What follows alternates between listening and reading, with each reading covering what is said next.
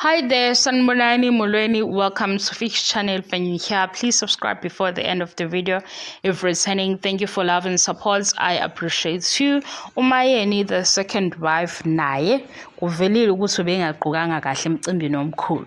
Ake ngichaze kancane mhlawumbe ngicabanga ukuthi kungaba isizathu mangenzeka ukuthi omunye akayitholanga le video. Yes, Mayeni ubengaqhukanga njengomuntu oya emshadweni because i-anniversary kimi iyasondela emshadweni kuze kumenywe vele abantu ababefikile emshadweni.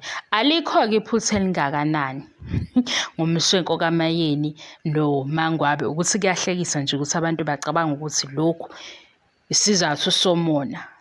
Angazi-ke lapho ukuthi umona ungenaphi, kodwa engikwaziyo okuvelile kwi-show kwaphinde kwavela naku-social media nobaba Mseleku akuvelile.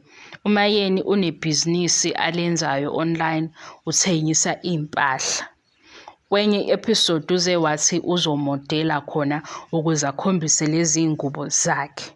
So into ezokwenzeka because Uthando Nes'thembu ishow enkulu, baningi futhi nabanye abathanda uMayeni kule show, uzogqoka lezi ngubo zakhe ayithengisayo ukuze nabantu abafisa ukuyithenga bebuka ishow bekwazi ukuxhumana naye ngoba nalokho indlela yokudayisa.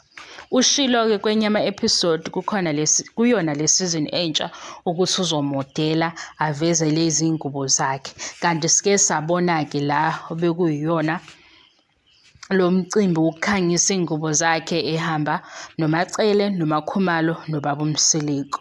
Kwavela-ke ukuthi bebesemcimbini fashion collection yaMayeni, kwavela-ke iy'mpahla uMayeni ayivezayo naku-Instagram page yakhe.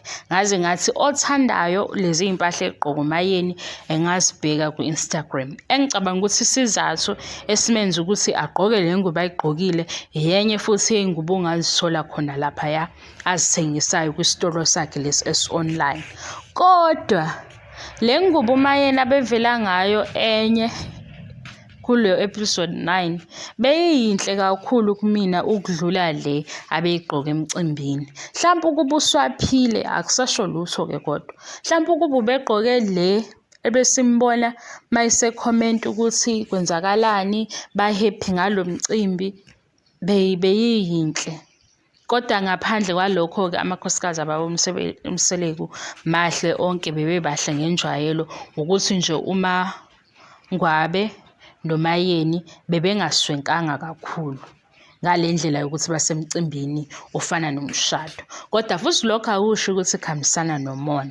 Ukube futhi bebeswenke kakhulu, bona labantu ababagxekayo bebezosho ukuthi ha, sebeswenke badlula umnikazi womcimbi, shuthi bafuna ukutshontsha bafuna ukutshontsha ishine kaMacele because abantu banjalo. uMakhumalo-ke njengenjwayelo ubeswenkile ngoba vele yena unkosikazi ohlezi ezoswenka kakhulu kunamanye amakhosikazi. Engicabanga ukuthi umuntu omgqokisayo uhlukile kulowo ogqokisa amakhosikazi kababa Mseleku, bagqokiswa abantu abahlukene. Angibonge isikhathi sakho, ngibonge support. Ngizoyifaka lezi ngubo zaMayeni, mabe khona abathandayo zitholakala uMayeni, umthola ku-Instagram, ila uzothola khona ukuthi u-order kanjani iy'ngubo. Angithandi-ke mina ukuthi mangizokhuluma ngosaziwayo benebhizinisi mase kuba yimi okunika i-information ukuthi uxhumana kanjani ukuplace i-order, because uzosuke ube nenkinga mase uthi leyo information yavela nami. Okungcono uye ngqo ku-social media accounts wabo or pages, uthole khona uconfirme futhi ukuthi ngempela yiwo ama-details alo muntu ofuna ukuthenga kuwona, ngoba ikhona lento efana ne-review la umuntu esho ukuthi ngiyabonga, ngiyitholile into yami kanjalo kanjalo. Na i-review niyabona ukuthi ayenziwa ku-TV show kuphela, nomuntu othenga i-products uyasho ukuthi ngiyabonga le products engiphathe kahle, thank you, ngitholile futhi-ke uyashesha. Into efana naleyo ileyo-ke i-review. Manje ngiyengixakeke-ke ngoba phela i-products oyithenge kumuntu owophendulayo ukuthi uyitholile, uyayithanda.